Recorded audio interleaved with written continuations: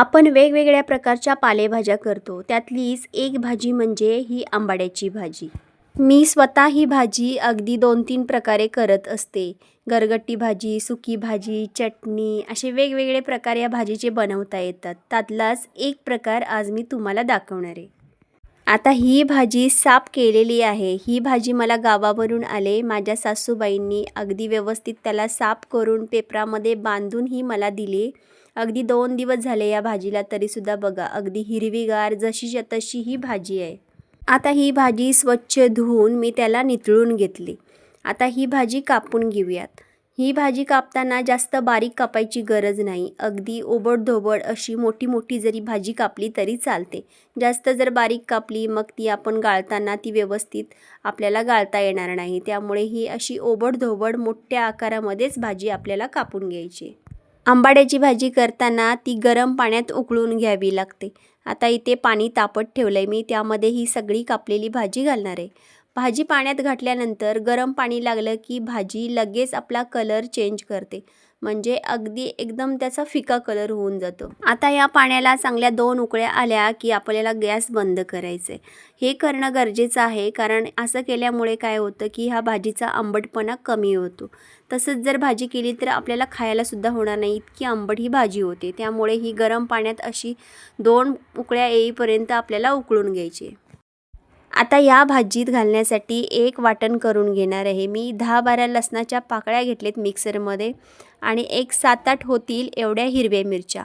हिरवी मिरची जर तुम्हाला कमी तिखट पाहिजे असेल तर कमी करू शकता. तुमच्या आवडीनुसार तुम्ही तिखट घ्या.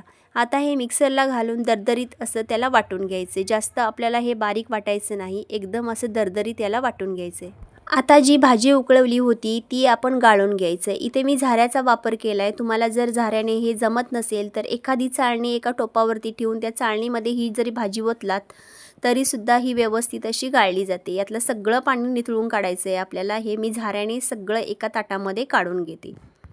आता ही जी गाळून भाजी घेतली आहे त्यामध्ये थोडं साधं पाणी घालायचं आणि थोडंसं त्याला हलकं हलकं असं हलवून दोन्ही हाताच्या सहाय्याने ही सगळी भाजी व्यवस्थित पिळून घ्यायची, म्हणजे जो काही आंबटपणा आहे त्यामध्ये तो निघून जाईल. आता लगेचच आपण फोडणी देऊन घेऊया. फोडणीसाठी इथं मी कढई तापत ठेवले. कढईमध्ये 2-3 चमचे होईल एवढं तेल घालायचं आहे. तेल ह्या भाजीला थोडंसं जास्त लागतं.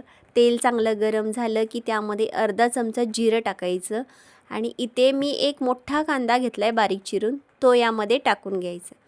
कांदा थोडा हलका हलका परतवून घ्यायचा. तो व्यवस्थित भाजला की त्यामध्ये लसूण आणि मिरचीचं जे वाटण केलं होतं ते याच्यामध्ये घालून घ्यायचं. पाव चमचा हळद घालायची आणि व्यवस्थित हे तेलामध्ये परतू द्यायचं.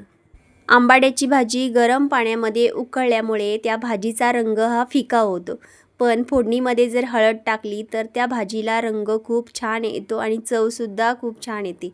त्यामुळे या भाजीमध्ये हळद ही नक्की घाला. आता हे सगळं व्यवस्थित तेलामध्ये परतलं की मग आपल्याला ही भाजी घालायची. या भाजीमध्ये तांदळाची कणी घालूनसुद्धा ही भाजी खूप छान होते, पण आज इथे मी शेंगदाण्याचं कूट घेतले. साधारण पाव वाटी होईल एवढं शेंगदाण्याचं कूट घेतले. या भाजीमध्ये शेंगदाण्याचं कूट हे हवंच हवं, नाहीतर ती भाजी खूपच आंबट लागते. शेंगदाण्याचं कूट घातल्यामुळे भाजी अजिबात आंबट होत नाही. आता चवीपुरतं मीठ घालायचं आणि 1 मिनिटभर व्यवस्थित त्याला परतवून घ्यायचं. यावर झाकण घालून 2-3 मिनिटांची वाफ देऊन घ्यायची. 2 मिनिटांनी यावरचं झाकण काढायचं आणि बघा आपली भाजी व्यवस्थित शिजली जाते. 1-2 वेळा असं उघडझाप करायचं, झाकण घालून 1-1 मिनिटाचं अंतर ठेवून ही भाजी अशी छान वाफवून घ्यायची. कोणतीही भाकरी असू दे किंवा चपाती असू दे, त्यासोबत ही भाजी खूपच छान लागते. तुम्ही या पद्धतीने नक्की करून बघा. आवडली असेल तर लाईक करा, शेअर करा आणि सबस्क्राईब करा. बाय.